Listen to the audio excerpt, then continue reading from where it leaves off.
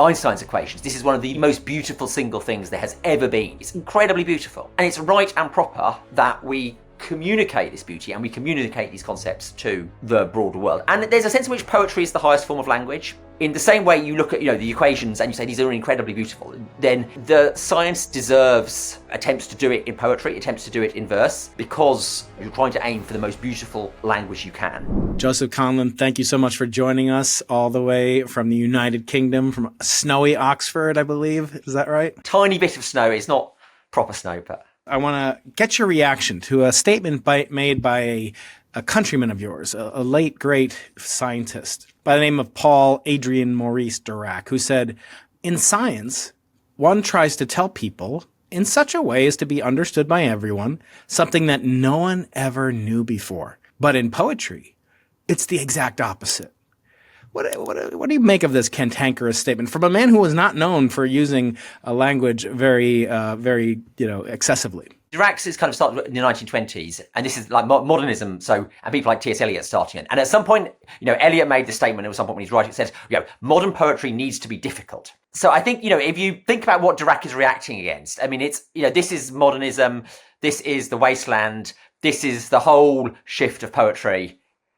In the way that when physicists were discovering quantum mechanics, all the poets were deciding to be deliberately obscure and very difficult to read. And so I think he must be reacting against that, because that is the same time quantum mechanics happens. You have the big shift to modernism in poetry. And even that, Eliot was saying, poetry needs to be difficult. That's, of course, not quite right. But I think that Dirac was sort of a closeted poet, I think, in a lot of ways. As you mentioned throughout the book, there are many tie-ins to poets and scientists, and not the first of which came from my hero, the great Galileo Galilei, who was featured in Paradise Lost, I think, right? So talk about that, the ancient connections to poetry. And then there was a connection that I wasn't aware of that you make reference to, which is to Clerk Maxwell. So what was the, kind of intersection between Galileo and Milton, for example? Milton in Paradise Lost, he makes there's a lot of kind of reference to the cosmology of the time. This certainly was a time, we used to be natural philosophers. We all used to be kind of broader scholars. And this idea that you had your little narrow discipline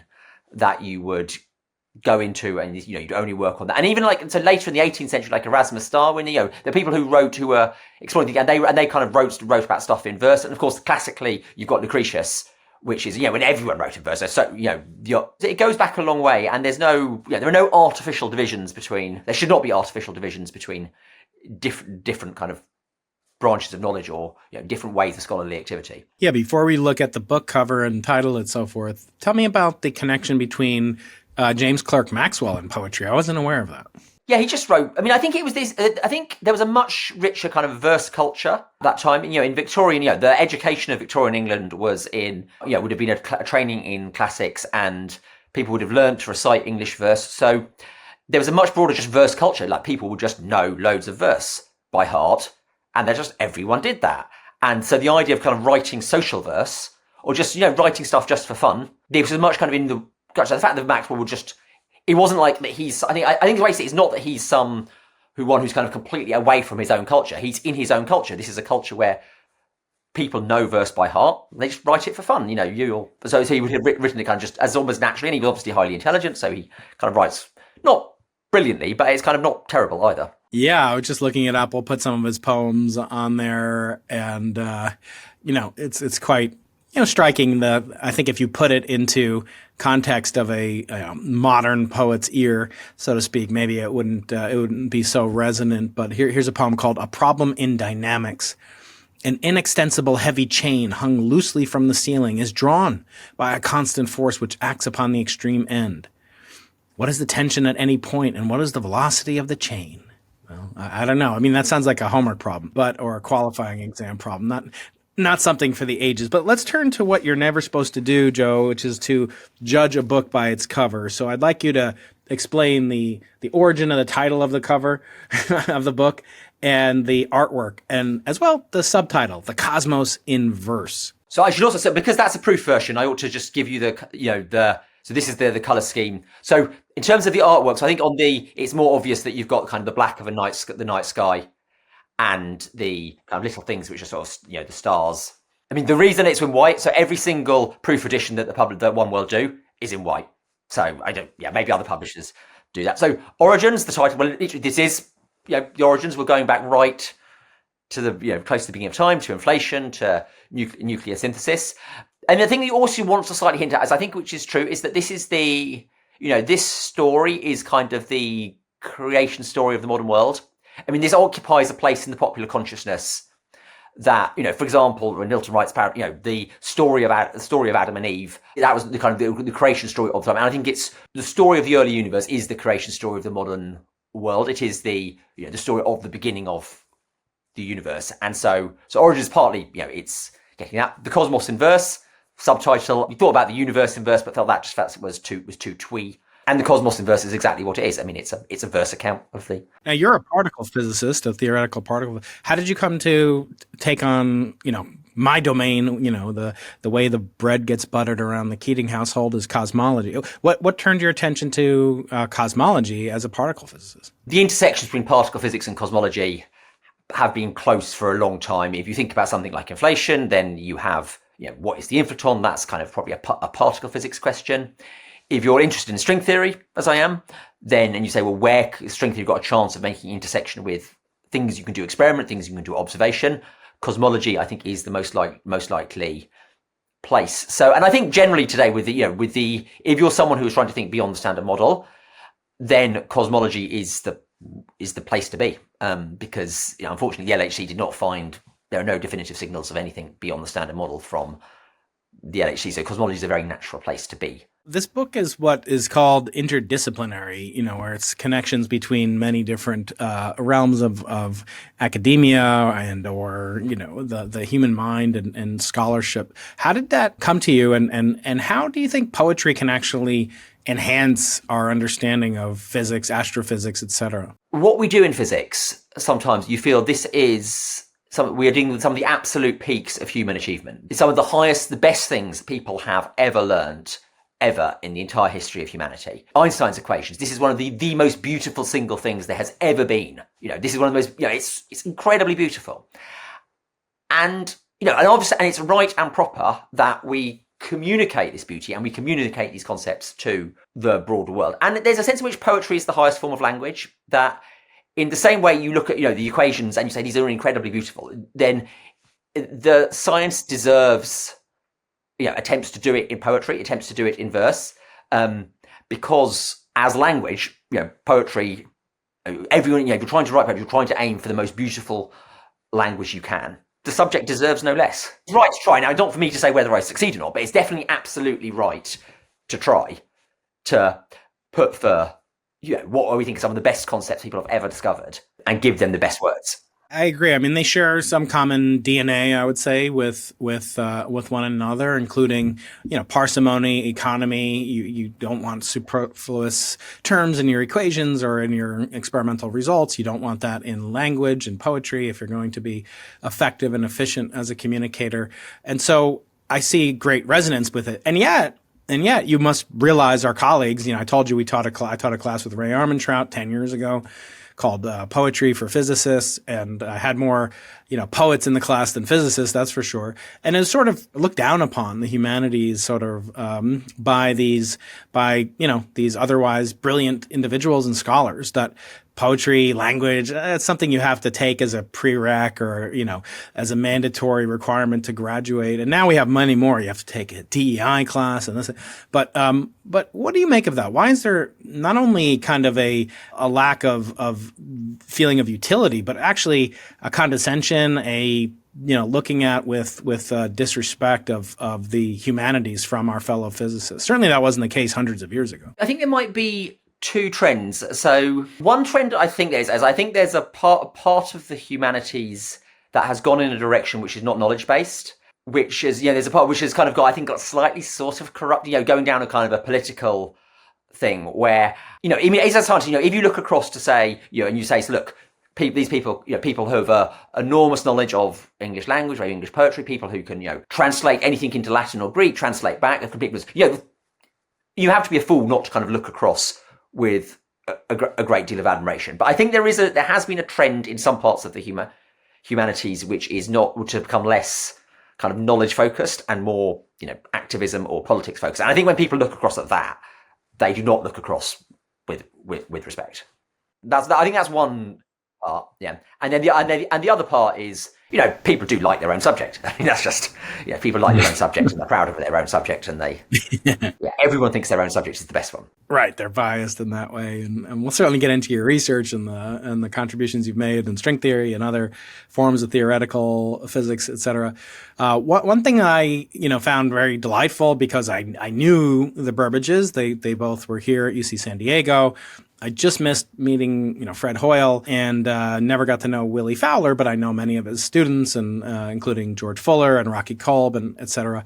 And they make a very significant role, play a significant role in this book. Can you talk about the elements? We are often told that we're made of star stuff, and you do mention that. That's very poetic of Carl Sagan, who was another person who was looked down upon, almost for his outreach efforts, and wasn't granted admission to the National Academy of Sciences, as you know. Talk about the role that the elements and the structure of this book, from elements to galaxies, to the origin of the universe itself. Talk about that. What is the significance of those stories? Why did you choose those stories, maybe, and exclude other stories? So the book there's two long poems in the book. So one is broadly on the origin of the chemical elements, and the other is on the origin of the galaxy. So the first, the origin of the elements, is the story of kind of nuclear synthesis, sort of how the elements came to be. And there's kind of three main parts to that.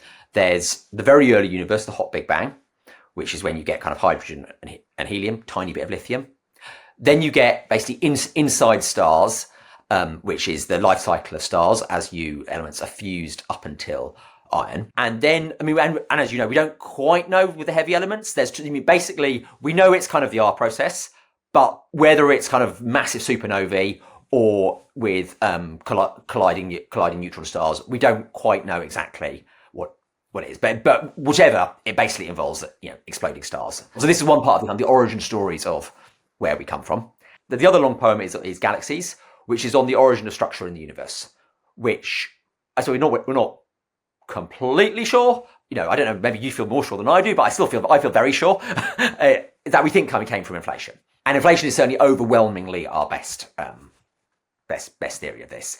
So this describes the theory of cosmic inflation and how this beautiful combination of quantum mechanics and general relativity and the uncertainty principle create structure in the universe, which then subsequently grows into galaxies. And so why is these stories? Well, these are very much origin stories, and it takes quite a while. It takes quite a while to write these. So these were this is kind of poetry book length already, and there's two pretty coherent stories. And then I wanted to include the scientists in that, which is why there's the Burbages appear, Fred Hoyle appears, Cecilia Payne appears, Chandra appears, to tell the stories also that it's a human story as well as a scientific story. When I look at those stories, for both cases, actually for all three cases, the Big Bang, the origin of the elements, et cetera, and then inflation, there always seem to be sort of these two different paths that people are taking. One, kind of the orthodox, as you say, most scientists look at inflation,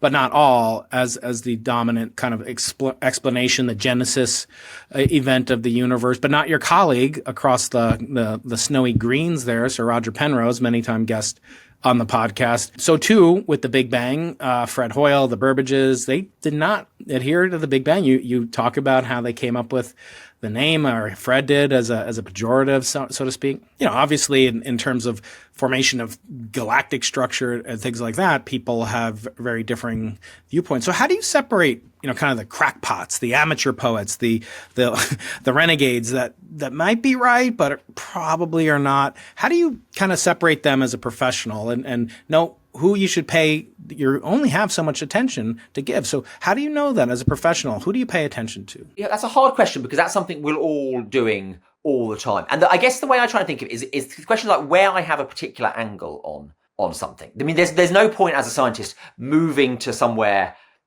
very different and trying to do like three steps where you're both going to be against the orthodox and you're going to be in an area you know nothing about. Because we all have our kind of circle of things we know extremely well, circle of things we know reasonably well, circle of things where we have a good sense of the people. And so I think, to me, the thing of going where you go slightly, the areas you kind of know best where you can go unorthodox or who to trust. I think it's dangerous if you go completely outside the areas where you've got real expertise and feeling, and then start off being unorthodox, because I think that's like an epsilon squared thing, and that's almost certainly going to be a disaster. So in your domain of high energy particle physics, et cetera, there are great controversies and great number of detractors from string theory. Some say it's not only wrong, but it's dangerous and is actually harmful to society, or at least to our profession.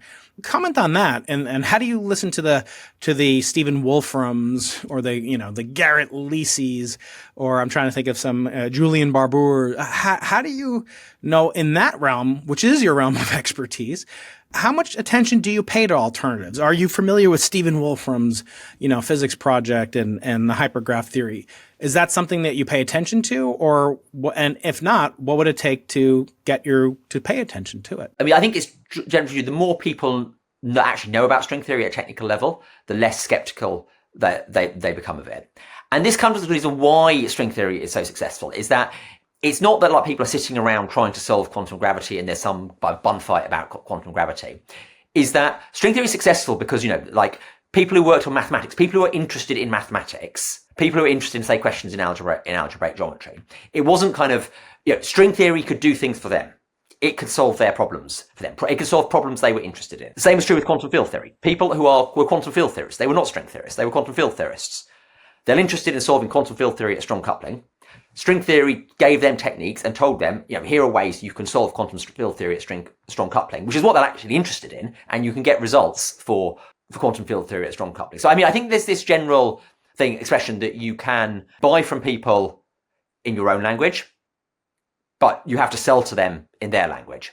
And I think this is what's happened, basically. String theory sold to lots of people because it could solve the problems they were interested in, not because it got, all these people saying, well, let's go and think about quantum gravity. What do you say to those people who, upon spotting your famous statement in Chapter 7 of Why String Theory, published by CRC Press? Chapter 7 is the shortest chapter in known popular physics books, direct experimental evidence for string theory, and the whole chapter consists of a single statement. There is no direct experimental evidence for string theory. You've become a meme. I think you've even been retweeted by Elon Musk. I actually want to take issue with that because I had on a guest who you surely know, Kamran Vafa. But I had a conversation with Kamran, 4 years ago or so, and I said that there aren't many predictions, kind of echoing what I learned from you and other colleagues of yours. And the question I posed to him is, how do you operate in a regime where you have no direct, not only experimental evidence, but you also don't even have predictions, I said to him. And he said, no, Brian, you're wrong. String theory actually does make predictions about black holes, according to Stephen Hawking, Bekenstein and Hawking in particular. But he said, now I want to give you an example, Brian, where we can make predictions right now from string theory, which have been experimentally verified, Joe. So you ready? Now, these predictions are rather, in a sense, I would not say a precise, but it's still a prediction. I'll give you an example, he said to me. You take the electron, it has a mass. And if you compute the mass of the electron in the fundamental units of physics, which is Planck mass, it's a very tiny mass, something of the order 10 to the minus 23. So if you say, great, do we have any predictions that the electron mass should be this small without knowing there is an electron, just knowing that there is electric charge? And by knowing that there is dark energy in the universe, you find a bound on the electron mass. You find that the electron mass should be bounded by 0.1 Planck mass, and 10 to the minus 31 on the lower edge. So he's giving us 30 orders of magnitude. What do you make of that? He's saying that string theory, given dark energy's existence, predicts the value of the electron's mass. It's not a prediction because the electron mass was measured by J.J. Thomson back in 1897. So anything which is of the nature of this is something we actually know about the universe already, that is not a prediction. Because that's not the goods you sell to experiment. Yeah, it's a retrodiction, but let's say you knew that dark energy existed and electrons existed, but you didn't know their mass. Would this even count? Or if I tell you the neutrino or some supersymmetric partner, it's going to have some mass with 30 orders of variation, would you consider that to be a prediction, even if it comes true? I think it's if you predict something that might. So there's two things. First of all, you need to. The question is this an absolutely 100% nailed on prediction of the theory? as opposed to a prediction of some model you have. That's one question. And even if that is the case, well, I think generally if you're predicting that something is going to be within about 30, if you're about to possibly going to measure something and it can only be measured in kind of here, and you say, well, it's going to be like here, it's within 30 orders of magnitude. I'm not sure many people will be impressed by such a prediction. From my perspective, it's sort of maybe just in there to count on a technicality of passing some Popperian notion of what constitutes science, right? So if there's never any possibility of getting experimental evidence, if you knew there was a no-go theorem that said we'll never get evidence, or God tells you we'll never get evidence. I've talked to other leading proponents of, like Michio Kaku, who says, of course, string theory can make predictions, but you have to tell me which of the 10 to the 500th vacuum states of the universe is true. And he'll say, well, that's exactly like choosing a gauge theory. What do you make of those sort of highly technical, but nevertheless, quasi legitimate attempts to make string theory comport with Popper? The way I kind of think, which is interesting, is, there's all these things where you can kind of do measurements. So what I think string theory is very good at is suggesting kind of ideas that say these are things you could look for. We've got this kind of where technology is, and you've got the kind of penumbra of stuff that is kind of around that. Forget kind of Planck scale accelerators. We're not getting Planck scale accelerators but the penumbra of stuff around that, and then defining what are the kind of interesting things you can look for.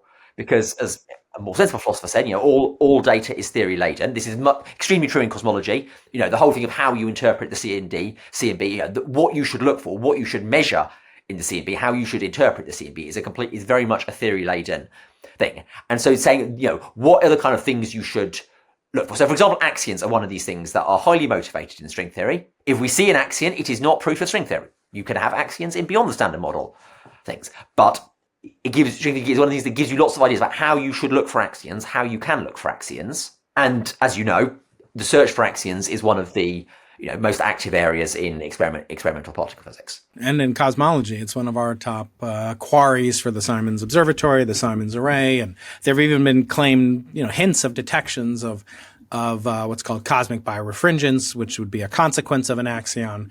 And there's many different forms thereof. So then, turning to sort of one of the more, I would say, opulent or, grandiose aspects of string theory, extra dimensions. Can you explain how you envision extra dimensions playing a role in string theory, and especially with regard to cosmological phenomena? In other words, do we need extra dimensions? I mean, certainly we need them to instantiate string theory, but what role does the specific number of dimensions, for example, play? Is that something that's observable within a cosmological context?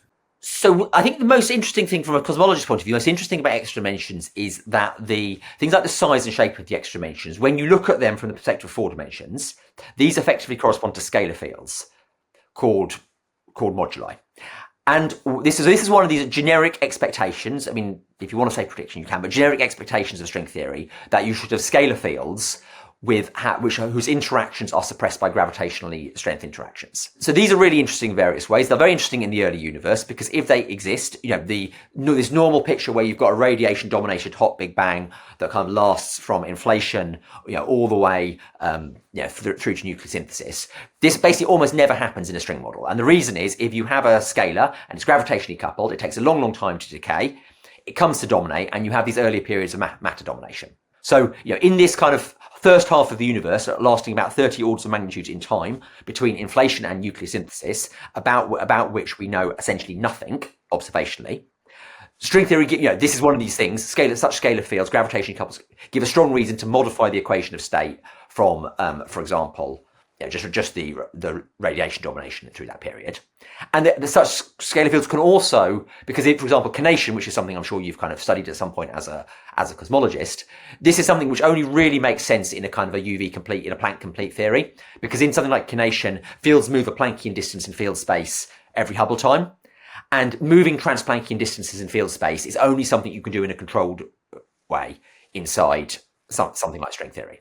So these are kind of where I think extra dimensions matter, because they give you scalar fields, they give you the moduli scalar fields, and the moduli scalar fields can modify the equation of state in the universe in this period between inflation and Big Bang and give you lots of interesting stuff that you can go and potentially and hopefully look for. And I'm not too bothered as to whether you say this is like a prediction of string theory or whether it's just something interesting you can look for in the universe, because I'm a physicist and my goal is to find out new and interesting stuff about the universe, not get hung up in some, discussion about whether or not this is a prediction of string theory or not. What about dark matter? I've heard, comments and proposals ranging from Stephen Wolfram, who told me recently that he envisions dark matter as sort of a flow of heat, throughout the universe. What does string theory offer regarding dark matter, and how does your research contribute to the ongoing discourse about its nature? I think so. As you know, the thing we know about, the two things we know, there are two very solid things we know about dark matter.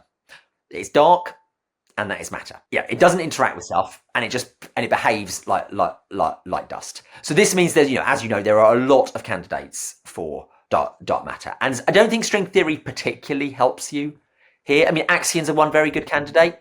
Axions do come up in string theory. You can have, there are lots of other candidates for dark matter. There's nothing particular about string theory which says that any one of these should be the dark matter. I don't think string theory adds anything extra particularly to the question of what is dark matter.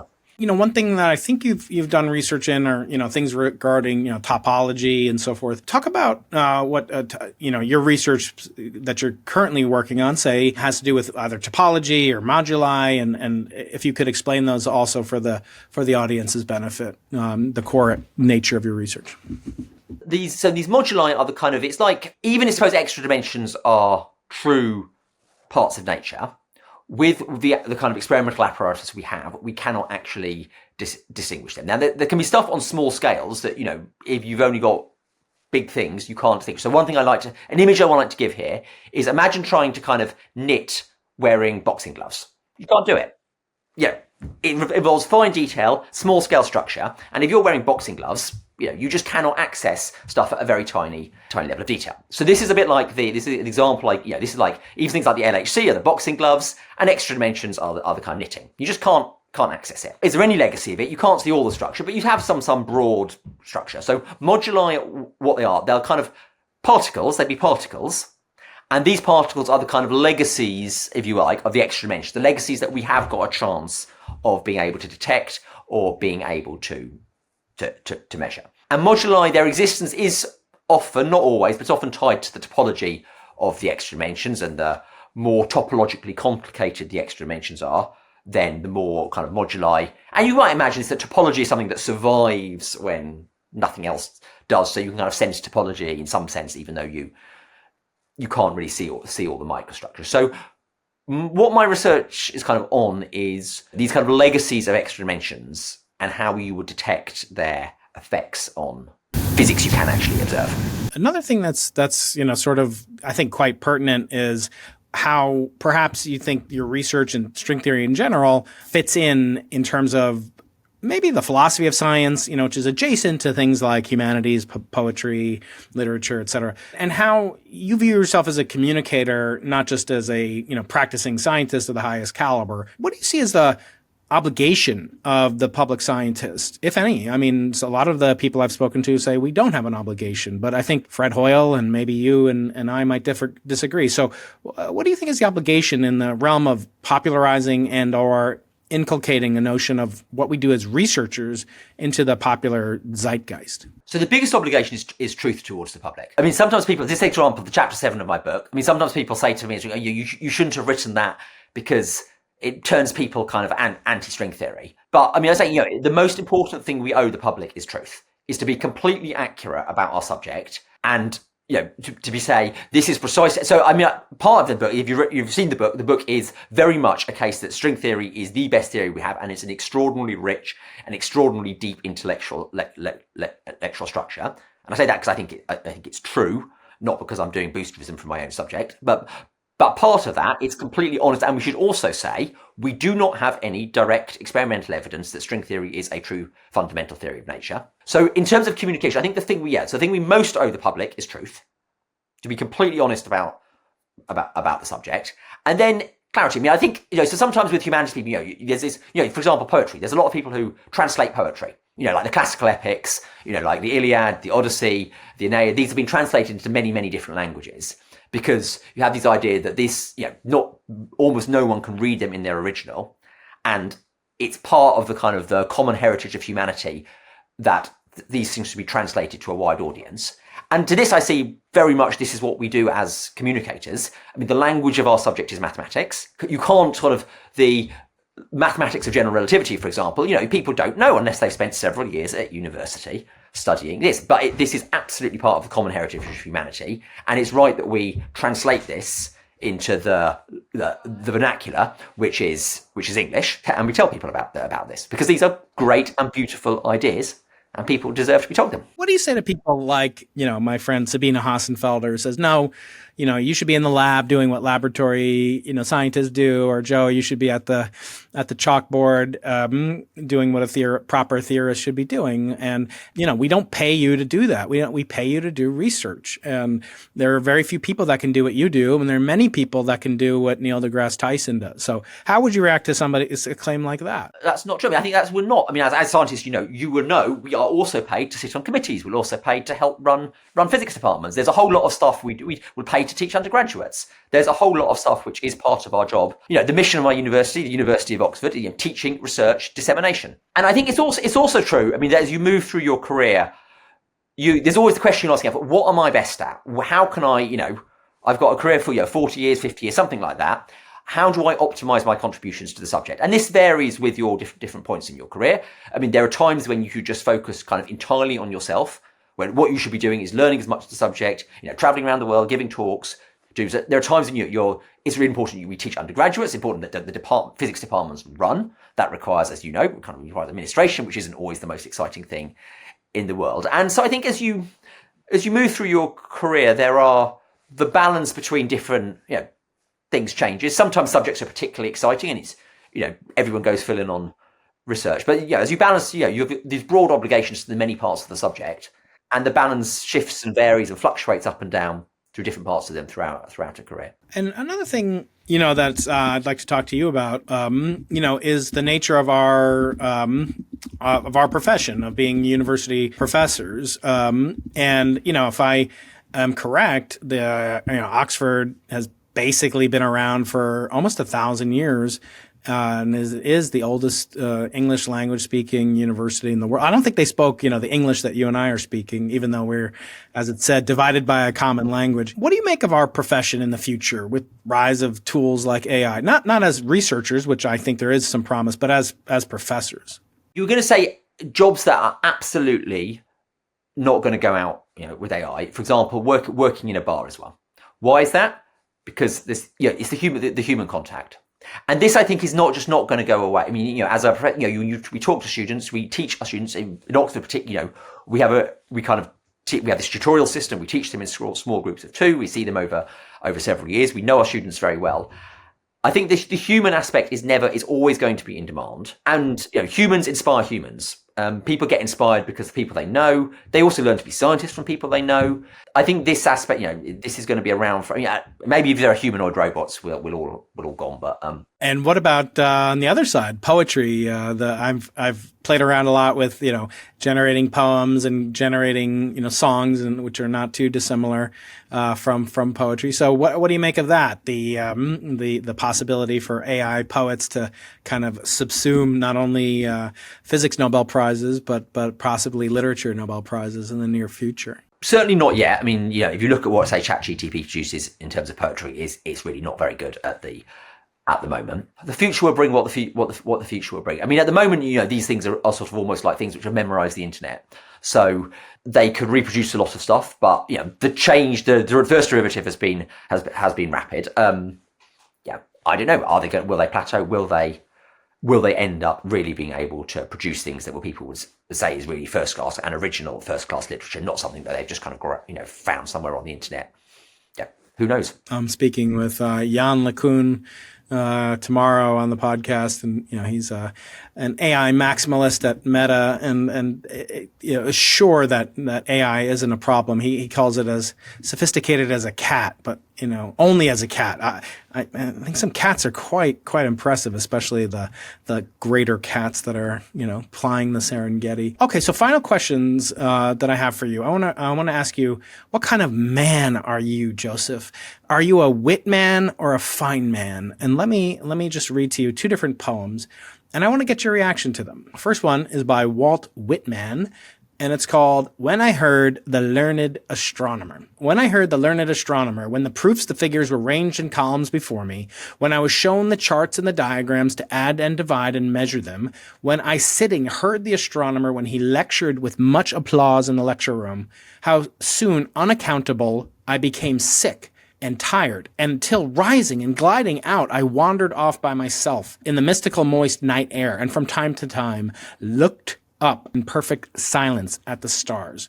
So first of all, react to that as a poem. What do you make of it? One of these things which frustrates me about a lot of poets writing about science is that the structure of this is it sort of starts with it picks up on stars. So it starts with the kind of science, but then it uses the science as what it does. It doesn't properly engage with it. It uses it as something that you then twist off onto emotional response, with the slight thing that really, but then actually, what is actually kind of superior, Whitman is kind of suggesting, is the emotional response of getting out of the lecture theatre where the actual details of all this stuff is happening, and just going up and kind of, romantic, in the kind of essentially semi kind of American romantic, kind of just stare at the skies. So obviously it's kind of it works. It's a famous poem, and it's a famous poem because it works and it speaks to kind of a certain kind of emotional reaction. But it's a common kind of thing on a lot of poets writing about science, which is they kind of pick science as a topic to then say, talk about the superiority of what is essentially a kind of an inside the heart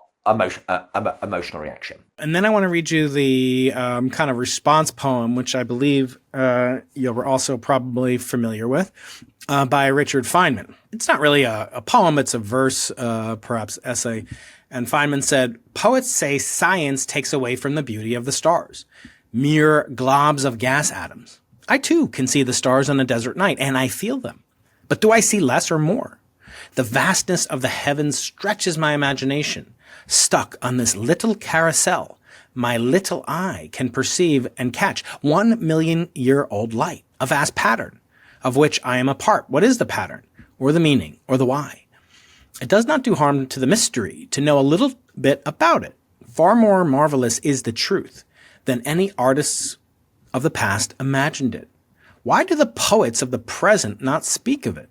What men are poets who can speak of Jupiter, if he were a man, but if he is an immense spinning sphere of methane and ammonia, must be silent."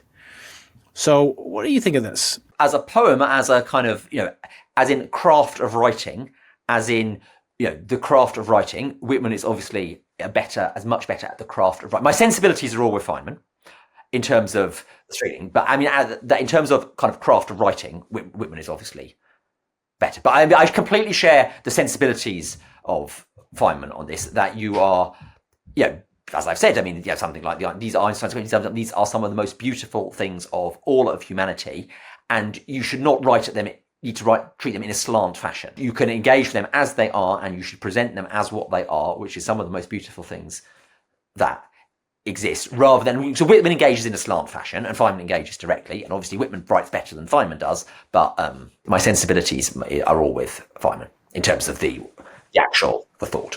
Right, I understand. Okay, finally, I want to ask you, how has your personal journey as a physicist and maybe as a poet been influenced by your perspective on the universe and our place within it, including the research that you have uniquely done? The poetry starts a long time ago. The poetry kind of starts when I was a child. That I learned poetry by heart as a child. My kind of parents encouraged it. I enjoyed it, and I sort of, it wasn't, it was just something it was something I enjoyed. And then you kind of, if you learn stuff by heart, it lives with you.